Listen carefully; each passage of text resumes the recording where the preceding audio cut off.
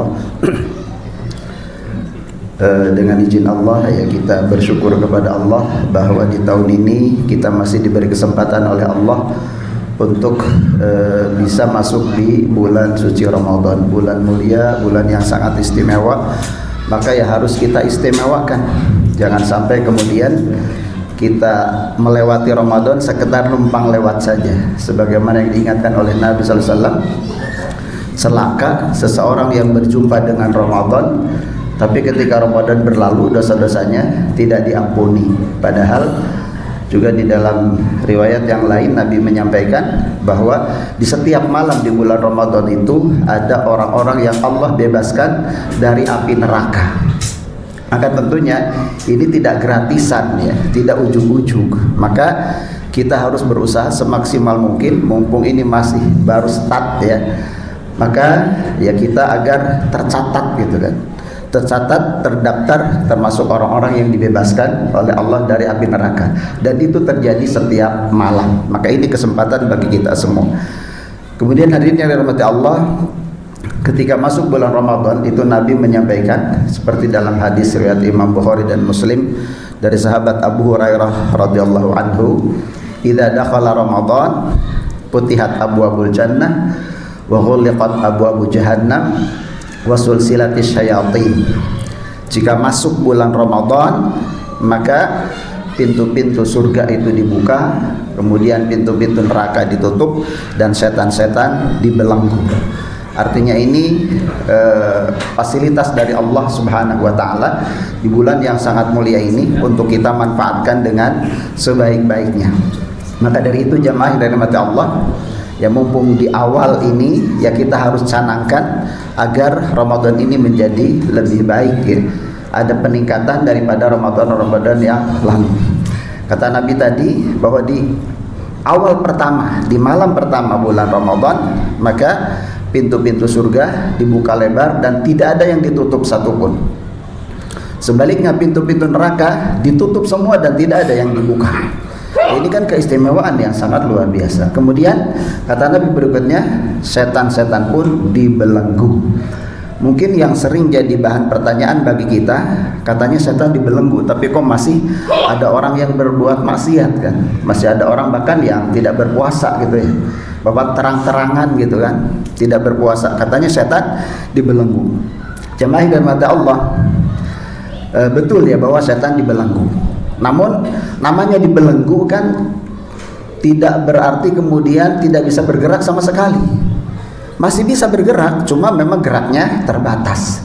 Dan itu bisa kita lihat faktanya, memang di bulan Ramadan itu antusias kaum muslimin untuk melakukan ketaatan kan luar biasa meningkatnya. Itu bisa kita lihat apalagi di awal-awal Ramadan seperti ini gitu kan.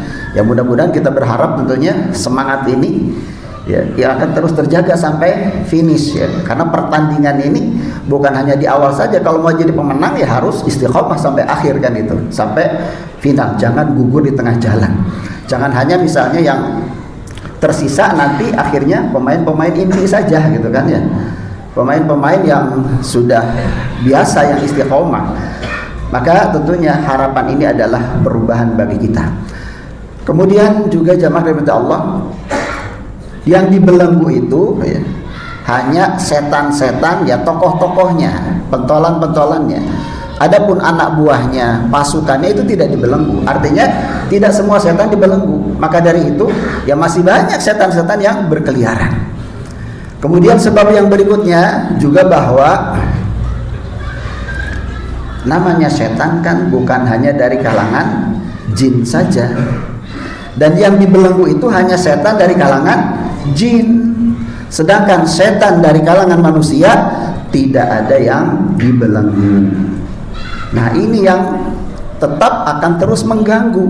Nah tentunya lebih parahnya lagi, setan-setan dari kalangan manusia itu bisa jadi orang-orang dekat kita ya. Bisa jadi misalnya istri jadi setan bagi suaminya, atau sebaliknya gitu kan, suami jadi setan jadi istri bagi istrinya, atau memang dua-duanya jadi setan gitu kan, setan ketemu setan, ya sudah. Bisa jadi setan itu orang tuanya, bisa jadi anaknya, bisa jadi temannya, bisa jadi tetangganya, bisa jadi atasannya, bisa jadi bawahannya. Itu semua bisa menjadi setan dalam bentuk manusia, dan ini yang lebih berat. Kalau setan dari kalangan jin, ya, dengar adzan saja kabur kan, dengar iqamat kabur, dibacakan ta'awud lari, dibacakan ayat kursi hilang gitu kan.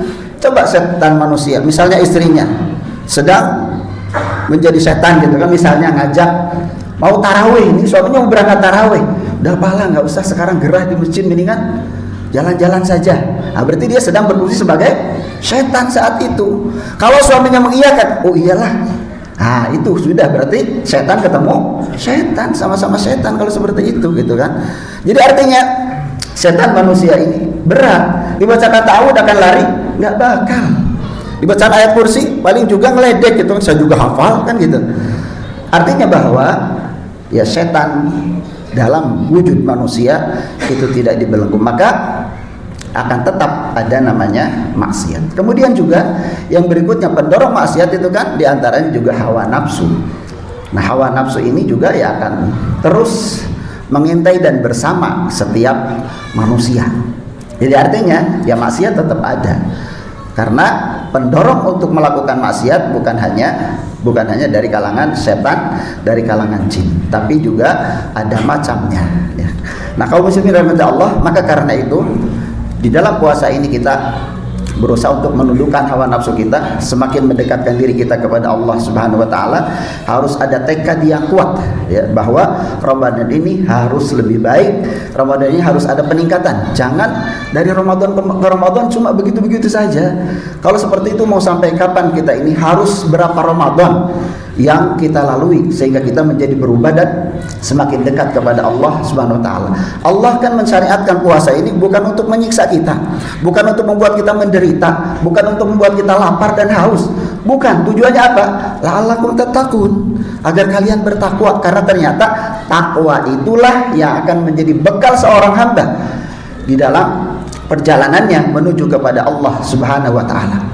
Bukan hartanya yang berlipat-lipat, bukan rumahnya yang bertingkat, bukan kendaraannya yang mengkilat ya, bukan dengan istrinya yang 4 sekalipun, itu bukan menjadi bekalnya. Bekal seorang hamba apa?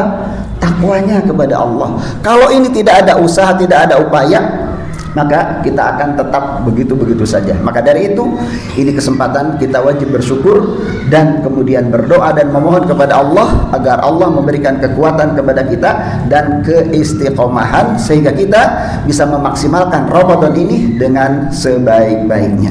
Barangkali mungkin ini yang bisa disampaikan, kurang lebihnya mohon maaf. Wassallallahu ala nabiyina Muhammad wa ala alihi washabihi wasallam tasliman katsira. Subhanakallahumma wa bihamdik asyhadu an la ilaha illa anta astaghfiruka wa atubu ilaik. Wassalamualaikum warahmatullahi wabarakatuh.